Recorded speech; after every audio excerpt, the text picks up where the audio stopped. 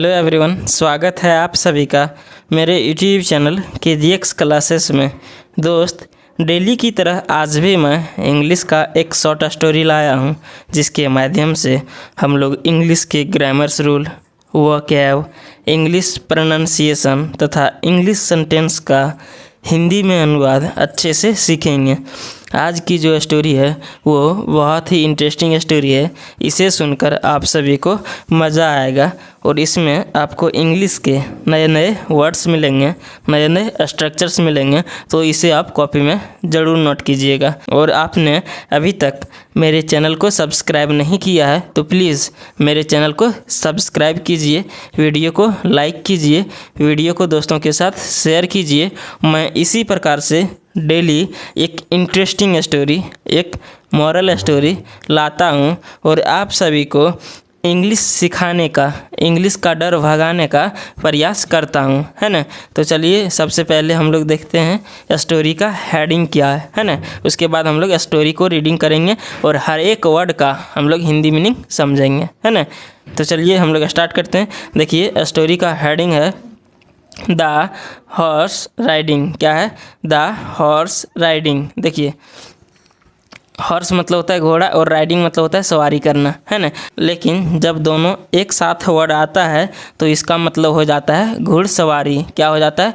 घुड़सवारी। घुड़सवारी किसको कहते हैं? जो घोड़ा को चलाता है उसको कहते हैं घुड़सवारी, है ना।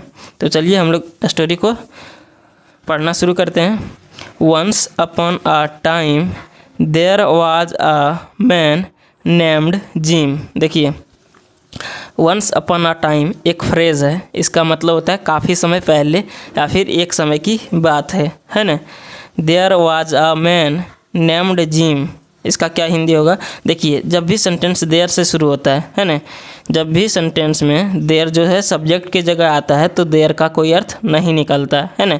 यहाँ से हम लोग अर्थ निकालेंगे। वाज मतलब था, अ एक, मैन मतलब एक आदमी था, नेम्ड जिम, जिम नाम का। इस पूरे सेंटेंस का क्या हिंदी हुआ? एक समय की बात है, एक जिम नाम का व्यक्ति था, है ना। One day he went to the library. देखिए वन डे मतलब होता है एक दिन, ही वेंट वह गया, टू द लाइब्रेरी मतलब पुस्तकालय, लाइब्रेरी मतलब लाइब्रेरी का हिंदी होता है पुस्तकालय। और देखिए वेंट लगा हुआ, वेंट जो है सो गो वर्ब की सेकंड फॉर्म है, होता है गो, वेंट, गोन। देखिए जब भी हम लोग इंग्लिश सेंटेंस का हिंदी करते हैं तो सबसे पहले हम सेंटेंस में सबसे पहले हम वर्ब को ढूंढते हैं। वर्ब जिसमें देखिए वेंट है, तो इससे हमको पता चलता है कि इसका जो हिंदी करेंगे वो पास्ट में जाएगा, फ्यूचर में जाएगा या प्रेजेंट में होगा, है ना। तो इसका हम लोग देखते हैं वेंट लगा हुआ है, इसका मतलब ये पास्ट में जाएगा। और सब हर एक का स्ट्रक्चर होता है। देखिए ही वेंट, जब भी सेंटेंस में सब्जेक्ट के बाद वर्ब की सेकेंड फॉर्म आता है, जब भी सेंटेंस में सब्जेक्ट के बाद वर्ब की सेकेंड फॉर्म आता है तो वो होता है सिंपल पास्ट टेंस में। किस में होता है? सिंपल पास्ट टेंस में। तो उसका हिंदी हम लोग करते हैं या, ए, ई या फिर ता, था, ते, थे, ती, थी में। तो इसका हिंदी क्या होगा? देखिए वन डे एक दिन, ही वेंट वह गया, टू द लाइब्रेरी मतलब पुस्तकालय, एक दिन वह पुस्तकालय गया, है ना। देखिए देयर, देयर मतलब क्या होता है? देयर मतलब वहाँ, एक दिन वह पुस्तकालय गया, देयर वहाँ। He chose a book titled how to ride a horse. देखिए सबसे पहले हम लोग क्या ढूंढते हैं सेंटेंस में हिंदी करने के लिए? वर्ब को ढूंढते हैं। वर्ब यहाँ क्या है? चॉज। चॉज जो है सो चूज वर्ब की सेकंड फॉर्म है। चूज मतलब होता है चुनना, चूज, चॉज, चूजन होता है ना। तो ही चॉज उसने चुना, अ बुक एक बुक, इंटाइटल्ड मतलब नामक, how to ride a horse मतलब how to ride a horse नामक बुक को उसने चुना। वहाँ उसने हाउ टू राइड हॉर्स नामक बुक को चुना, है ना। He started reading the book. देखिए ही स्टार्टेड रीडिंग उसने पढ़ना शुरू किया, द बुक बुक को। It was so interesting that he finished reading it at one go. देखिए इंटरेस्टिंग मतलब होता है रुचिदायक या दिलचस्प, है ना। तो इट वाज सो इंटरेस्टिंग, वह इतना दिलचस्प था, डैट कि ही फिनिश्ड, उसने पूरा किया, रीडिंग पढ़कर, ईट एट वन गो मतलब एक बार में। वह बुक इतना इंटरेस्टिंग था, इतना दिलचस्प था कि उसने उसे पढ़कर एक बार में पूरा किया, है ना।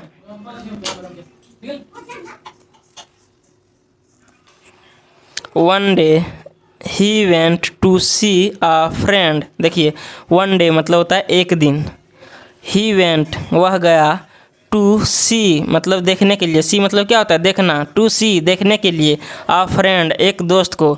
देखिए हिंदी करना बहुत ही आसान है, आप सिर्फ एक एक वर्ड को हिंदी करना है, उसका हिंदी मीनिंग समझिए। ही मतलब होता है वह, और वेंट मतलब गया, वर्ब की सेकंड फॉर्म है, वह गया, टू सी टू मतलब होता है के लिए, सी मतलब देखना, वह गया देखने के लिए, आ मतलब एक और फ्रेंड मतलब दोस्त, वह एक फ्रेंड को देखने के लिए गया। नाउ नाउ मतलब क्या होता है अब, this friend owned a horse, देखिए दिस फ्रेंड मतलब क्या होता है आ दोस्त, ओन्ड आ हॉर्स मतलब उस दोस्त के पास क्या था एक घोड़ा था। वह जिस फ्रेंड से मिलने के लिए गया या फिर देखने के लिए गया उस दोस्त के पास घोड़ा था, है ना। Seeing the horse, seeing the horse मतलब घोड़े को देखकर, gym couldn't control himself and asked, देखिए जिम couldn't कंट्रोल मतलब काबू नहीं पा सका। देखिए could जो आता है सेंटेंस में, इसका मतलब जो हम लोग हिंदी निकालते हैं वो सका, सके, सकी में, है ना। तो क्या है couldn't कंट्रोल मतलब जिम ने couldn't कंट्रोल, जिम ने कंट्रोल नहीं कर सका या फिर काबू नहीं पा सका, हिमसेल्फ खुद पर, एंड आस्क्ड और कहा, खुद पर काबू नहीं पा सका और कहा या फिर पूछा, है ना। आस्क मतलब होता है कहना भी और पूछना भी, तो आस्क्ड है तो इसका मतलब क्या होगा पूछा।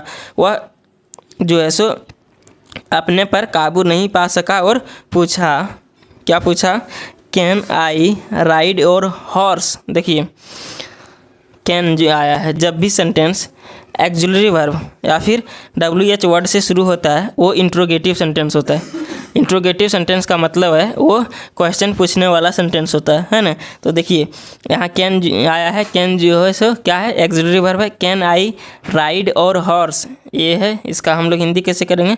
देखिए कैन जब आता है सेंटेंस में तो हम लोग हिंदी करते हैं सकता है, सकते हैं, सकती है में, है ना। तो कैन आई राइड क्या मैं सवारी कर सकता हूँ, योर हॉर्स मतलब आपका घोड़ा से। द फ्रेंड सेड दोस्त ने कहा, देखिए से मतलब होता है कहना, सेड जो है सो उसका सेकेंड फॉर्म है, से सेड, सेड होता है ना। द फ्रेंड सेड दोस्त ने कहा, श्योर जरूर, बी माई गेस्ट मेरे मेहमान बनिए, है ना।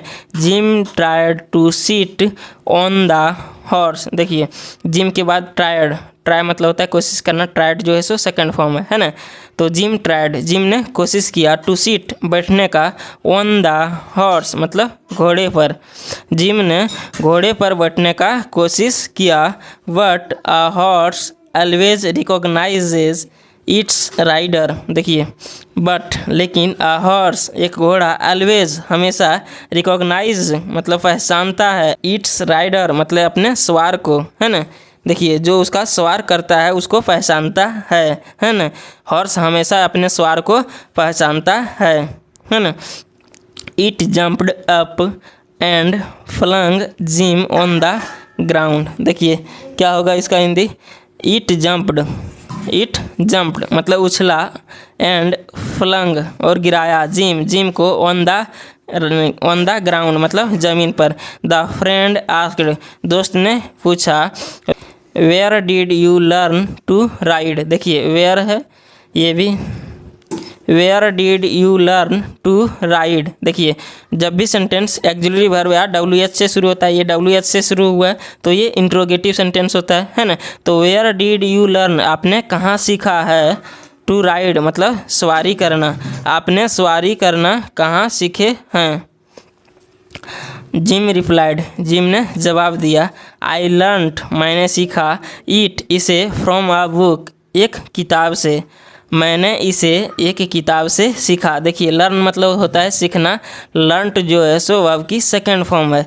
आई लर्नट मैंने सीखा, इट इसे, फ्रॉम अ बुक मतलब एक किताब से, हीयरिंग दिस मतलब इसे सुनकर, हिज फ्रेंड उसके दोस्त, स्टार्टेड लाफिंग मतलब हंसने लगे, है ना।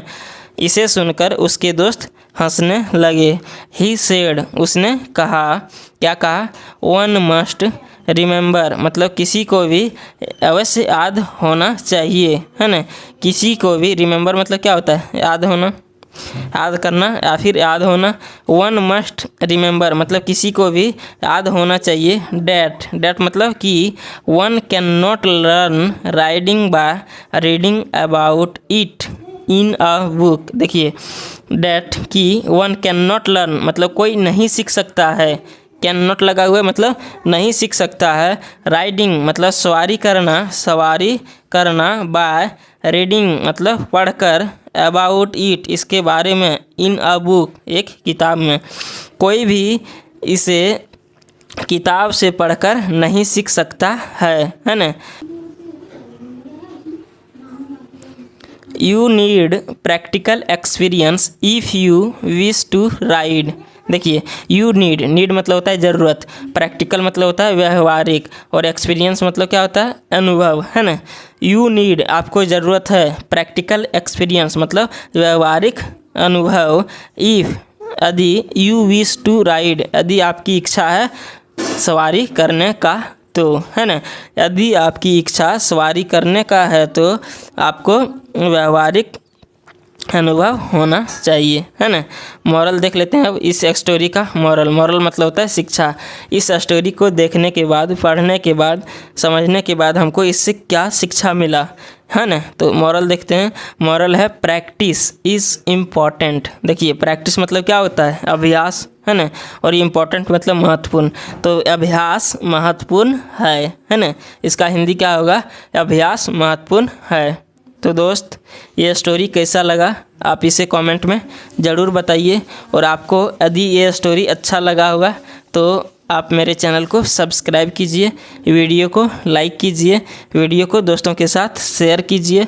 मैं इसी प्रकार से डेली एक इंटरेस्टिंग स्टोरी, एक मॉरल स्टोरी लाऊंगा और आप सभी को इंग्लिश सिखाने का, इंग्लिश समझाने का प्रयास करूंगा, है ना।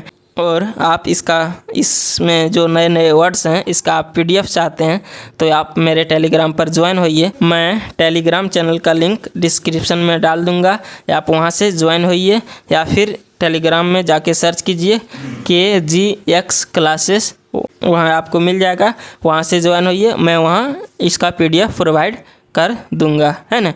तो हम लोग मिलेंगे फिर नेक्स्ट वीडियो में, तब तक के लिए जय हिंद।